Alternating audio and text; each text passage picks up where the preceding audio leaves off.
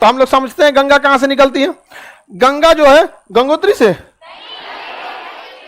कहां से?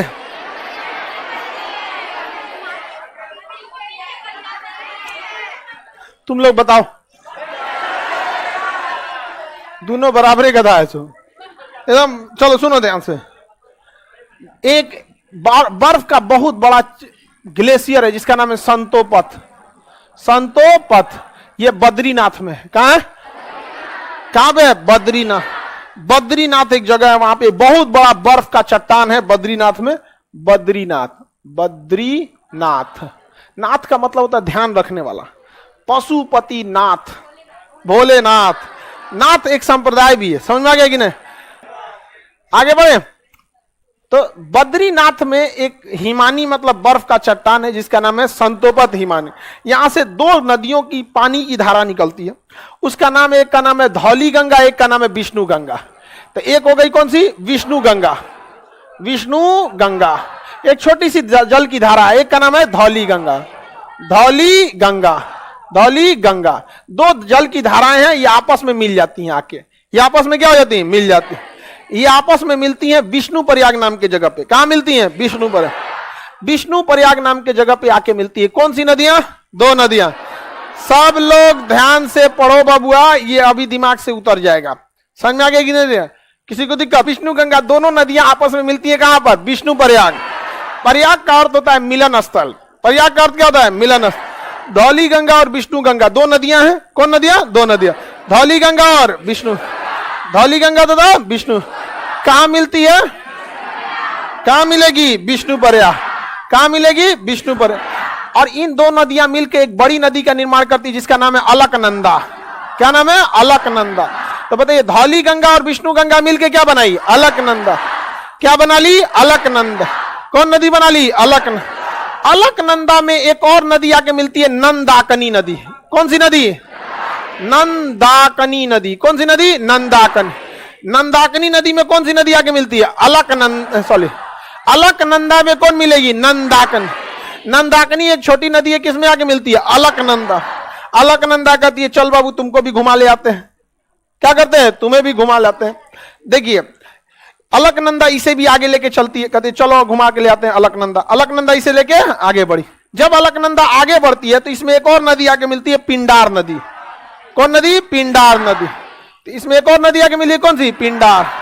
पिंडार नदी, ये भी छोटी सी नदी है, पिंडार नदी। देखिए ये संतोपथ हिमानी से कितनी नदियां? दो। धौली गंगा, विष्णु गंगा। धौली गंगा, विष्णु गंगा। कोई दिक्कत? कितनी नदियां? दो। धौली गंगा और विष्णु गंगा। किसी को कोई दिक्कत नहीं है? धौली गंगा और विष्णु गंगा मिल के क्या बना ली? अलकनंदा। मिल के क्या बनाई? अलकनंदा। इस अलकनंदा नदी में कौन सी नदी आके मिली? मंदाकिनी। नंदाकिनी। अलकनंदा नंदाकिनी को भी लेके आगे बढ़े। फिर आगे किसे मिली? पिंडार। अलकनंदा पिंडार को भी लेकर आगे बढ़ी, कही कि चलो पिंडार नदी तुमको फिर घुमा के लाते हैं। पिंडार नदी मिली। अब इस पिंडार नदी में फिर आके अलकनंदा में फिर एक नदी आके मिलती है केदारनाथ से, मंदाकिनी नदी। इसका नाम है मंदाकिनी। मंदाकिनी। मंदाकिनी थोड़ा सा नाम अजीब डरावना टाइप का लगता है, एकदम यहाँ पे एकदम मंजूलिका, समझ में आ गया? तो प्रभावशाली नाम लगता है यहाँ पे। तो यहां से कौन, ये कौन जगह है? केदारनाथ। केदारनाथ। अच्छा ये कहां से स्टेशन हमारा? बद्रीनाथ। और ये इधर से कौन आई? केदारनाथ। केदारनाथ से कौन आ रही है? मंदाकिनी। केदारनाथ से मंदाकिनी नदी आके मिलती है किसमें? अलकनंदा में। अलकनंदा में कौन आके मिली? मंदाकिनी। अलकनंदा इसको भी कहते चलो तुमको भी घुमा के ले आता है, चलो चलो चलो चलो। अलकनंदा इसको भी लेके चलती है। इसमें सबसे बड़ी बलिष्ठ कौन है? शिवगामी देवी। समझ में आ गया कि नहीं आ गया? एकदम बढ़िया। आगे बढ़े तो अलकनंदा सबको लेके चल रही है, किसी को दिक्कत? पता केदारनाथ सॉरी बद्रीनाथ के संतोपथ हिमानी से कितनी नदियां? दो। धौली गंगा, विष्णु गंगा मिल के बनाती है अलकनंदा। अलकनंदा में मिलती है पिंडार, नंदाकिनी, पिंडार, नंदाकिनी, नंदाकिनी, पिंडार, मंदाकिनी, नंदाकिनी, पिंडार, मंदाकिनी, नंदाकिनी, पिंडार, मंदाकिनी। अलकनंदा फिर लेके जाती है। अब जरा सोचिए तो अलकनंदा में पानी की कमी होने वाली है, ये उजाड़ देगा अलकनंदा में। जिंजा बेटा गए यहाँ पे तो पूरा भयानक पानी लेके आ रहा है, करेगा पूरा एकदम चारों ओर से पानी उनी पूरा उठा के लेके आया। धौली गंगा, विष्णु गंगा, नंदाकनी, मंदाकनी, नंदाकनी, पिंडार, मंदा, पूरा पानी लेके एकदम लबालब भरा हुआ है यहाँ पे।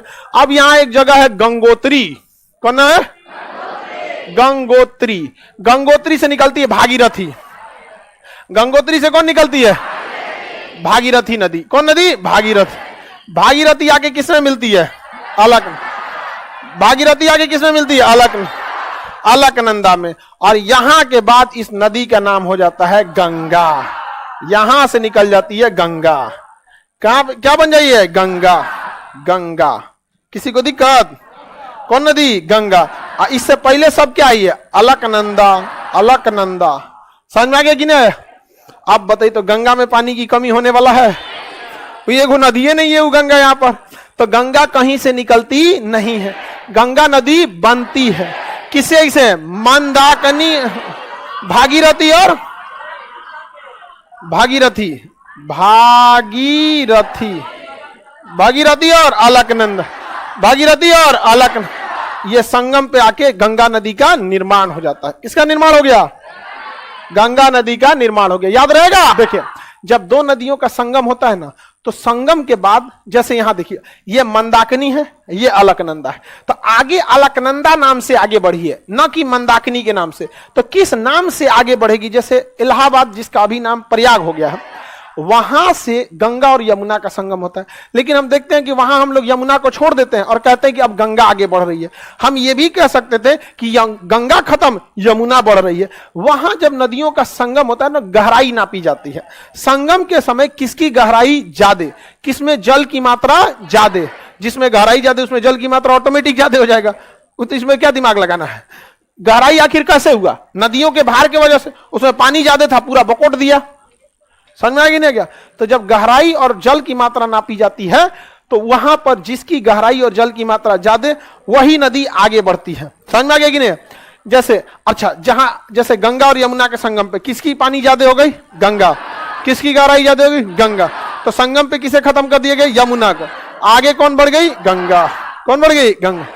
लेकिन अगर दोनों की गहराई और पानी की मात्रा समान हो जाती है तो नाम चेंज कर दिया जाता है। जैसे भागीरथी, अलकनंदा, दोनों की गहराई पानी सेम, नाम चेंज क्या हो गया? क्या? गंगा। क्या हो गया? गंगा। किसी को दिक्कत? यहीं पे सबसे ज्यादा शुद्ध गंगा जल मिलेगा, यहीं पे सबसे शुद्ध। इसके बाद तो आदमी ने गंगा को तहस नहस कर दिया। आगे बढ़े, किसी को दिक्कत नहीं ना? सब लोग रेडी हैं? तो ऐसे गंगा का नाम गंगोत्री से हल्ला कर दिया सर भागीरथी के नाम पर, क्योंकि गंगा को भागीरथी भी कहा जाता है। अच्छा, बंगाल के लोग गंगा को गंगा नहीं भागीरथी कहते हैं, बंगाली लोग क्या कहते हैं? भागीरथी। क्या कहेंगे? भागीरथी। समझ में आ गया कि नहीं क्या? किसी को दिक्कत? रेडी? बताइए, बद्रीनाथ से संतोपत हिमानी कितनी नदियां? 2।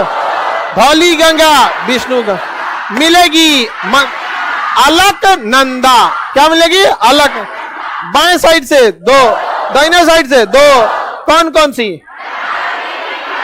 नंदाकिनी, पिंडा, नंदाकिनी, पिंडा, नंदाकिनी, पिंडा। इधर में मंदाकिनी, भागीरथी, मंदाकिनी, भागीरथी, मंदाकिनी और भागीरथी। किसी को दिक्कत? दो नदियों के संगम पे कौन नदी आगे बढ़ेगी? किस तरह दिशा?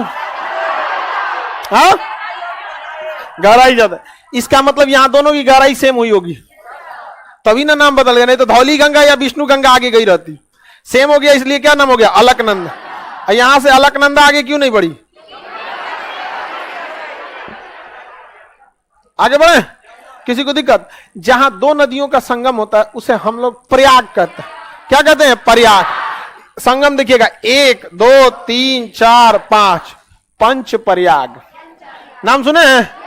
हिंदू धर्म के हिसाब से इन पंच प्रयाग में जाना बड़ा शुभ माना जाता है, लेकिन बड़ा आफतों आया रहता है उत्तराखंड में। देखते हैं 2013 में श्रद्धालु लोग गए हुए थे, बड़ा भयानक तबाही आया था केदारनाथ में, पूरी उजड़ गया था केदारनाथ।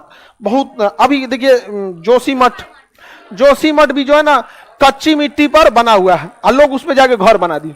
धस गया यहाँ पे, समझ में आ गया कि नहीं, धस गया वहां पे। तो उत्तराखंड में ये सब तबाही जाते थे। पंच प्रयाग समझ में आ रहा है, देखिए ना, गिनिए ना, एक वो यहां मिल रहा है, एक यहां मिला, यहां 5, पंच प्रयाग, समझ में आ गया कि नहीं, कौन सा प्रयाग, पंच। इस प्रयाग का नाम है विष्णु प्रयाग। समझिए, विष्णु भगवान को नंदलाल, कृष्ण भगवान को नंदलाला कहा जाता, और किसके अवतार थे, विष्णु भगवान। तो विष्णु भगवान के अवतार नंदलाल। तो विष्णु प्रयाग और नंद प्रयाग, याद हो गया, विष्णु प्रयाग नंद। कान में कुंडल तो कर्ण प्रयाग, कौन सा प्रयाग, कर्ण। गले में रुद्राक्ष, रुद्र प्रयाग, कौन सा हो गया, रुद्र प्रयाग। सकल हो गया देव की तरह, तो हो गया देव प्रयाग। क्या हो गया, देव पर। तो विष्णु भगवान को पहले जमीन पे लाएंगे तो क्या रूप लेके, नंद। डायरेक्ट नहीं आते हैं विष्णु भगवान, वो अपना थोड़ा थोड़ा अंश। अवतारवाद में अगर आप पढ़िएगा शास्त्रों में, तो अवतार कभी भी 100% रूप में नहीं होता, अंश आता है, 5%, 10%। समझ में आ गया कि नहीं आ गया। तो विष्णु जी का जो राम जी अवतार होंगे या फिर कृष्ण भगवान, ये अंश हैं लोग, अंश, थोड़ा थोड़ा अवतार। पूरे आ जाएंगे दिक्कत हो जाएगा, बहुत आने के लिए भी चाहिए। आगे बढ़े तो बताइए, सबसे पहले विष्णु भगवान, सजाने धजाने से पहले अवतार ले आइए। तो विष्णु प्रयाग के बाद नंद प्रयाग, कर्ण प्रयाग, कान से नीचे उचरिए, गले में रुद्र प्रयाग, देव प्रयाग।